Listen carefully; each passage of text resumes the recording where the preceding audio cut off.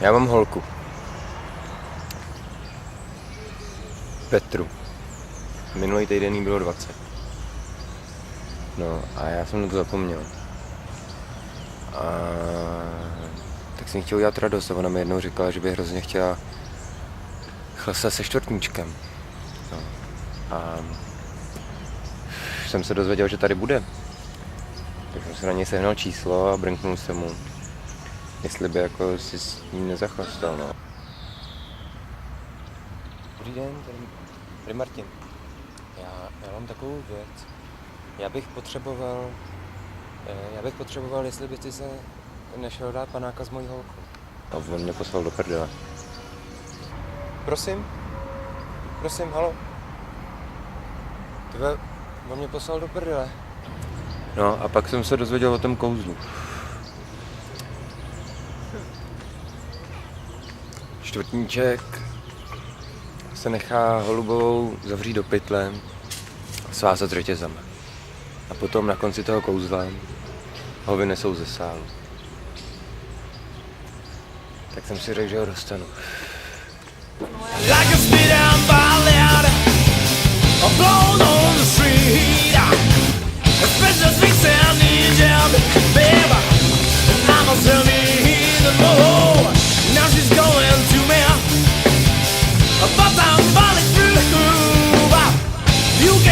Scuffle, baby, I will extend you.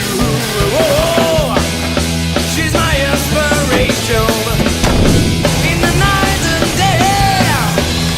I'm a nectaration and transfiguration. Jsem si s ní dal sraz před hospodou.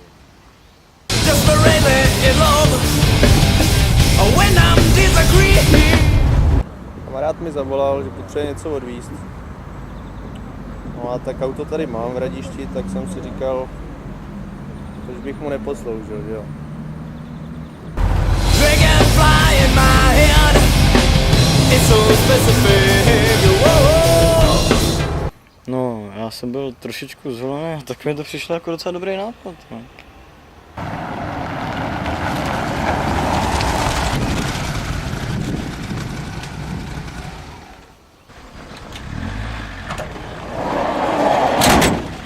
Čau.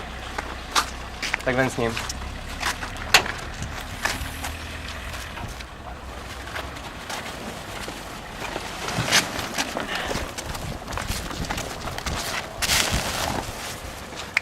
A tady máš. Co? Tak tam ten pytel měla.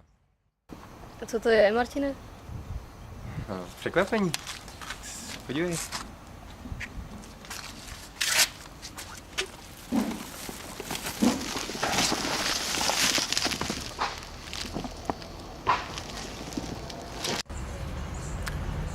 Jenomže on tam nebyl.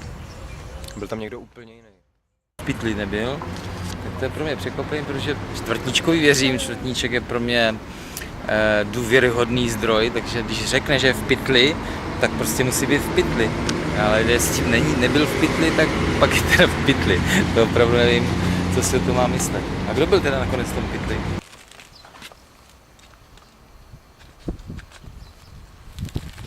Ty vole, tohleto ale není čtvrtníček. To je ten, bejval. Bylo nás 5. Býval? Ty vole, co tady děláš? Petr se na to dlouho připravoval, těšil se na to, jenomže se nevhodně stravoval, zašel do nějakého divného bystra nebo co, dal si něco ne úplně, co bylo v pořádku a postihli ho zažívací potíže. Docela se bál, jako, že by to na tom pódiu nevydržel, no, takže mi požádal, jako, jestli bych mu nepomohl, tak já, že jo.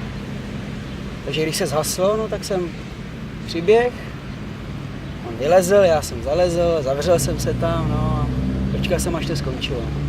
Vynesli mě ven. Kam Petr zmizel, jak zmizel, to nevím, no, to jsme si neřekli.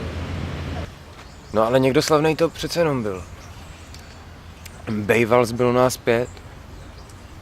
Docela dobrý, hlavně, že to nebyl ten údavač Jirzák, to mě nasral. No, jak to dopadlo?